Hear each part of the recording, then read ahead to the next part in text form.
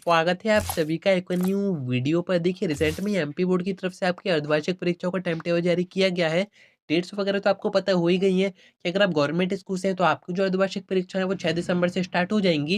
And अगर आप private school से हैं तो आपकी जो अर्धवार्षिक परीक्षाएं होंगी वो होंगी तो दिसंबर में ही। अब जो डेट्स वगैरह रहेंगी वो आपके स्कूल के अकॉर्डिंग ही रहेंगी। अब इसी बीच एक अपडेट सामने आ रही है कि 10वीं 12वीं की 6 दिसंबर से होंगी अर्धवार्षिक परीक्षाएं, वार्षिक में जुड़ेंगे अंक। अब 6 दिसंबर से परीक्षाएं हो रही हैं, ये तो अच्छी बात है। बट ये जो बाद में ऐड किया गया है कि वार्षिक में अंक जोड़ेंगे, यानी कि आपके जो अर्धवार्षिक परीक्षा के मार्क्स आएंगे या आपके बोर्ड एग्जामिनेशन के रिजल्ट में ऐड होंगे, यानी कि आपके वार्षिक परीक्षाओं में जोड़े जाएंगे। क्या है पूरी अपडेट आगे आपको बताता हूँ, वीडियो में अंत तक बने रहिए। नया है तो सब्सक्राइब के साथ साथ नोटिफिकेशन आइकन जरूर से ऑन करके रखिएगा।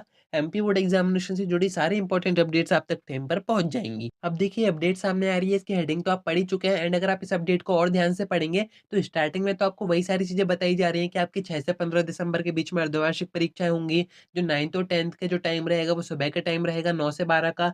जो 11th और 12th का टाइम है वो दोपहर का है 2 से 5 बजे तक का। बट अगर आप इस आर्टिकल के एंड में जाएंगे तो वहां पर आपको एक थोड़ी सी हिंट दी जा रही है कि आपकी ये जो अर्धवार्षिक परीक्षाओं के नंबर रहेंगे वो आपके वार्षिक परीक्षाओं में ऐड होंगे। अब कैसे होंगे, तो यहाँ पर बात हो रही है आंतरिक मूल्यांकन की, यानी कि आपके जो प्रैक्टिकल और प्रोजेक्ट फाइल्स के मार्क्स होते हैं जो कि आपके स्कूल की तरफ से भेजे जाते हैं।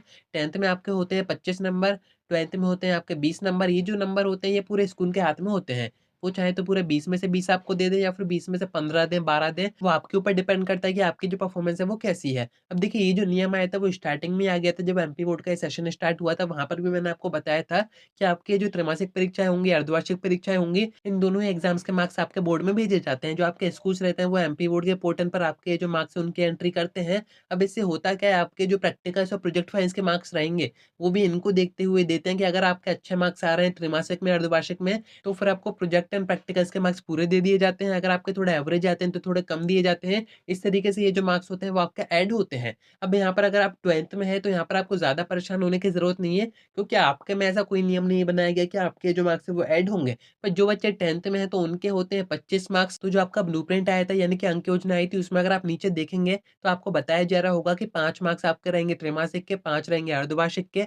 बाकी आपके जो 15 नंबर बच रहे हैं वो आपके प्रैक्टिकल्स जो आप करोगे या फिर आपके जो प्रोजेक्ट फाइल्स बनेंगे उनके बेसिस पर आपको दिए जाएंगे। इसमें अटेंडेंस का भी एक मेन क्राइटेरिया था, तो इस तरीके से आपके मार्क्स ऐड किए जाएंगे। एंड अगर आपको और जानना है कि हमारे कितने मार्क्स आने पर हमारे कितने नंबर जुड़ेंगे, वहां पर कितनी अटेंडेंस हमारी होनी चाहिए, कितने नंबर हमारे वहां पर जोड़े जाएंगे, तो इनके बारे में मैं आपको सेपरेट वीडियो में बता दूंगा। एंड अगर इस अपडेट में अगर आप नीचे भी देखें तो यहाँ पर आपको एक चीज पर मेन फोकस किया जा रहा है, वो है आपका सिलेबस।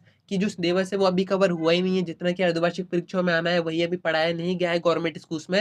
बाकी अगर प्राइवेट स्कूल से है तो आपका जो सिलेबस है वो तो टाइम पर हो ही रहा होगा। एंड ये जो मार्क्स ऐड होने की बात है वो गवर्नमेंट और प्राइवेट दोनों ही स्कूल्स की है, तो आपको आपकी ये जो अर्धवार्षिक परीक्षाएं भी होंगी वो काफी अच्छी तरीके से देनी होगी कि आपके मार्क्स वहां पर ऐड किए जाएंगे। तो उम्मीद है कि आपको सारी बातें समझ में आ गई होंगी। आज की वीडियो में इतना ही। कोई डाउट आता है कमेंट कर सकते हैं या फिर आप मुझसे इंस्टा पर डीएम करके बात भी कर सकते हैं।